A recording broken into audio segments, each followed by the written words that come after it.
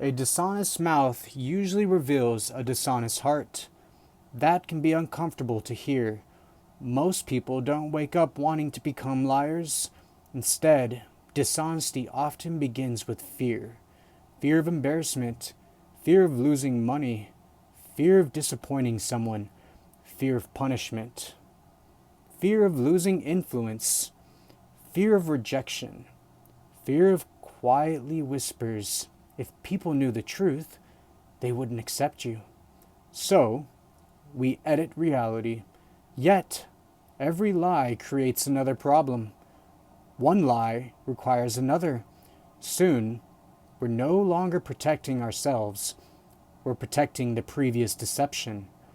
That pattern appears almost immediately in Scripture.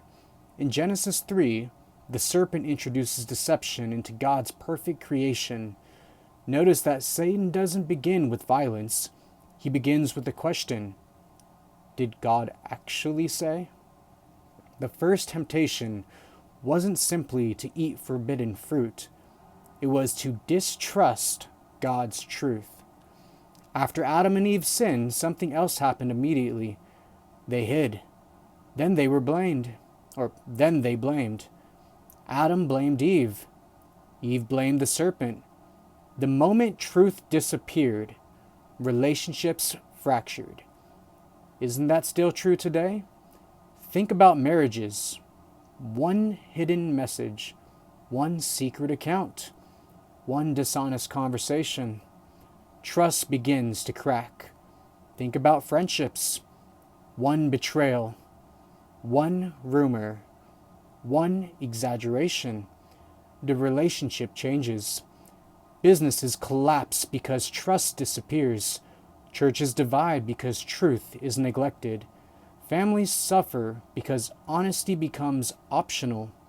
What begins as a single lie rarely stays isolated. Proverbs speaks often about this. Proverbs 12:22 says, "Lying lips are an abomination to the Lord, but those who act faithfully are his delight." Notice that God delights in faithfulness. Truth isn't merely the absence of lying. Truth is an expression of faithfulness. Likewise, Proverbs 19:5 warns, "A false witness will not go unpunished." God repeatedly reminds us that while lies may seem successful for a season, they are never invisible to him.